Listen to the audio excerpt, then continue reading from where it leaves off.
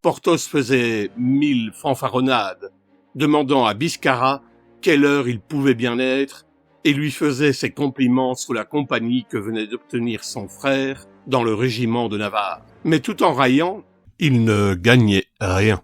Biscarat était un de ces hommes de fer qui ne tombent que morts. Cependant, il fallait en finir. Le guet pouvait arriver et prendre tous les combattants, blessés ou non, royalistes ou cardinalistes. Athos, Aramis et D'Artagnan entourèrent Biscarat et le sommèrent de se rendre. Quoique seul contre tous, et avec un coup d'épée qui lui traversait la cuisse, Biscarat voulait tenir. Mais Jussac, qui s'était relevé sur son coude, lui cria de se rendre. Biscarat était un Gascon comme D'Artagnan. Il fit la sourde oreille et se contenta de rire, et entre deux parades, trouvant le temps de désigner du bout de son épée une place à terre. Ici, dit-il, parodiant un verset de la Bible, ici mourra Biscarat, seul de ceux qui sont avec lui. Mais ils sont 4 contre toi.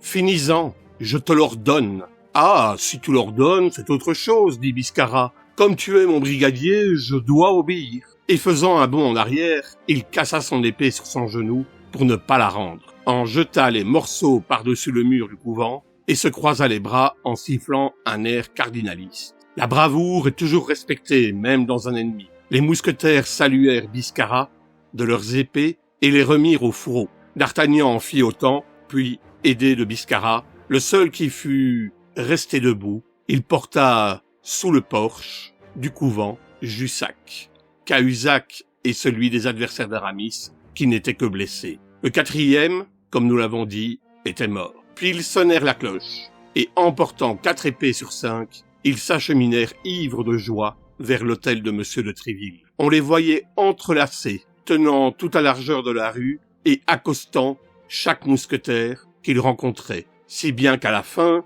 ce fut une marche triomphale. Le cœur de D'Artagnan nageait dans l'ivresse.